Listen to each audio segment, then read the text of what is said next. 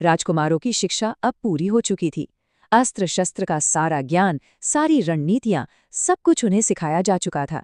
लेकिन असली शक्ति का परीक्षण अभी बाकी था।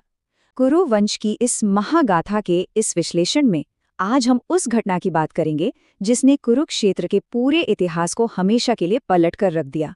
पिछले भाग में अर्जुन और कर्ण के बीच की भयंकर प्रतिद्वंदता देखी गई थी। एक तरफ अर्जुन की बेजोड़ विद्या और दूसरी तरफ कर्ण की असीम महत्वाकांक्षा।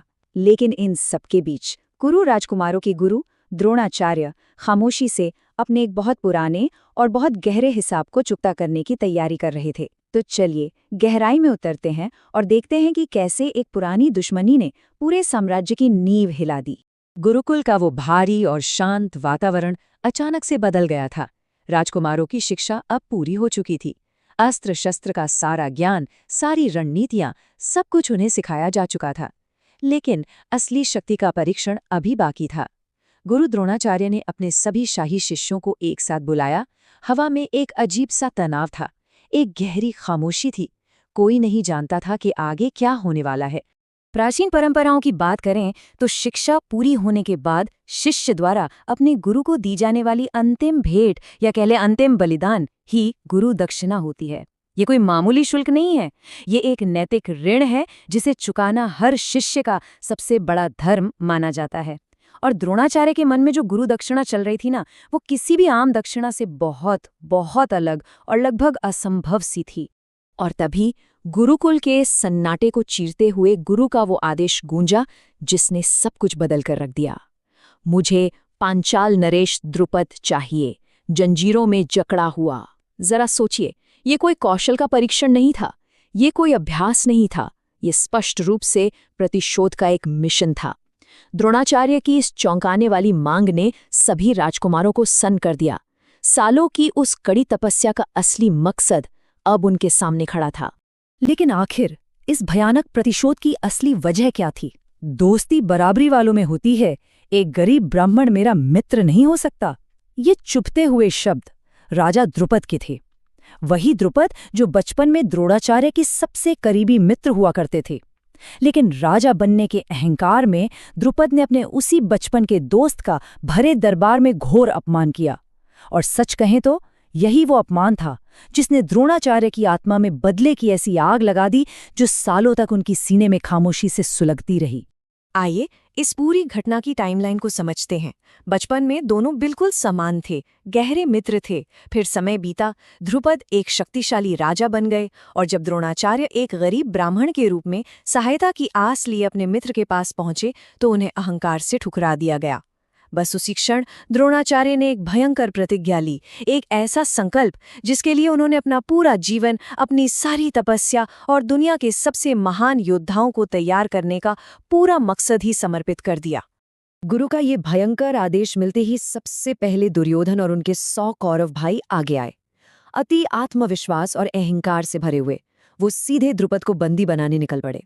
लेकिन उनका ये अंधा अति आत्मविश्वास उनके लिए विनाशकारी साबित हुआ। शक्तिशाली पांचाल सेना के सामने कौरव एक पल भी टिक नहीं पाए और उन्हें बहुत ही अपमानजनक हार का सामना करना पड़ा। और ये कोई छोटी मोटी हार नहीं थी। अजेय पांचाल सेना पूरी शान से विजयी होकर खड़ी थी और कुरु वंश के 100 राजकुमारों को शर्मिंदगी के साथ अपनी जान बचाकर वहां से पीछे हटना पड़ा। राजा द्रुपद की सैन्य शक्ति इतनी विशाल थी कि 100 कौरव राजकुमार अपनी पूरी ताकत लगाने के बाद भी पूरी तरह से विफल रहे। ये इस बात का सीधा सबूत था कि आगे आने वाली चुनौती कितनी भयानक होने वाली है।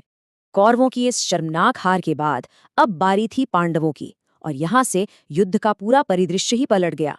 पांडवों ने एक ऐसा भयंकर और अविश्वसनीय हमला किया जिसकी किसी ने कल्पना भी नहीं की थी। एक तरफ शक्तिशाली भीम ने अपनी विनाशकारी गदा से दुश्मनों की रक्षा पंक्तियों को पल भर में चकनाचूर कर दिया, तो दूसरी तरफ अर्जुन ने अपनी दिव्य तीरंदाजी से पूरे युद्ध क्षेत्र को पूरी तरह से लॉकडाउन कर दिया। जहां पूरी कौरव सेना हार गई थी, वहां पांडवों ने सच में तबाही मचा दी। सबसे ज्यादा हैरानी की बात तो ये थी कि जहां 100 कौरव पूरी तरह से विफल हो गए और उन्हें भागना पड़ा, वहां मुख्य रूप से सिर्फ 2 योद्धाओं ने, सिर्फ भीम और अर्जुन ने पूरी की पूरी शाही पांचाल सेना को तहस नहस कर दिया। ये सिर्फ एक युद्ध नहीं जीता गया था, ये दुनिया और कौरवों के सामने ये साबित करना था कि असली ताकत और कौशल कहते किसे हैं। और कुछ ही समय में वो असंभव सा लगने वाला कार्य पूरा हो गया। जंजीरों में जकड़ा हुआ एक महान राजा, द्रुपद का पतन। युद्ध के मैदान का वो शोर और उन्माद अब एक भारी खामोशी में बदल चुका था। पराजित और बंदी बनाए गए राजा द्रुपद को अब सीधे गुरु द्रोणाचार्य के सामने लाया गया। जो राजा कभी अपने सिंहासन पर बैठकर अहंकार में चूर था, आज वो उसी गरीब ब्राह्मण के सामने धूल में सिर झुकाए खड़ा था। द्रोणाचार्य ने तब वो शब्द कहे जो आज भी इतिहास के पन्नों में गूंजते हैं, आज हम बराबर हैं। अब बताओ, क्या तुम मेरे मित्र बनोगे? इन शब्दों में जीत की खुशी से कहीं ज्यादा एक गहरा दर्द और बरसों पुरानी टीस थी। प्रतिशोध का पहला चक्र अब पूरी तरह से समाप्त हो चुका था। जिस अहंकार ने एक महान मित्रता को तोड़ा था, आज वही अहंकार गुरु द्रोणाचार्य के चरणों में टूटकर बिखर चुका था। तो द्रोणाचार्य का असली लक्ष्य क्या था? उनका लक्ष्य था एक बराबरी का समझौता। द्रोणाचार्य ने पांचाल का आधा राज्य ले लिया, लेकिन उन्होंने जानबूझकर द्रुपद का जीवन बख्श दिया। बचा हुआ आधा राज्य उस टूटे हुए राजा को वापस लौटा दिया गया। ये एक बहुत ही सोची समझी और गहरी मनोवैज्ञानिक रणनीति थी। समानता स्थापित करने के लिए आधा राज्य ले लेना, लेकिन द्रुपद को इस तरह से जीवित छोड़ना कि उसका शाही गौरव हमेशा के लिए नष्ट हो जाए।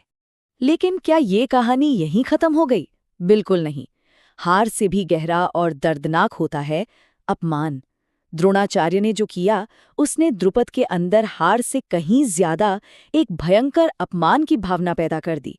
आधा राज्य छिन जाने और जीवन की भीख मिलने के बाद उस टूटे हुए राजा के मन में एक नए और ज्यादा भयानक प्रतिशोध की चिंगारी सुलगने लगी। वो इस अपमान को कभी नहीं भूलने वाले थे और अब शांति के बजाय एक बहुत ही खौफनाक योजना आकार ले रही थी। इसी प्रतिशोध की आग में द्रुपद ने एक भयानक अग्नि अनुष्ठान करवाया। उन्होंने द्रोणाचार्य का समूल नाश करने की कसम खाई। एक ऐसा विशाल और जादुई यज्ञ जिससे एक ऐसा योद्धा पैदा हो सके जो सीधे द्रोणाचार्य की मृत्यु का कारण बने। और उस यज्ञ की धधकती अग्नि से जन्म हुआ धृष्टद्युम्न का। लेकिन बात यहीं खत्म नहीं हुई।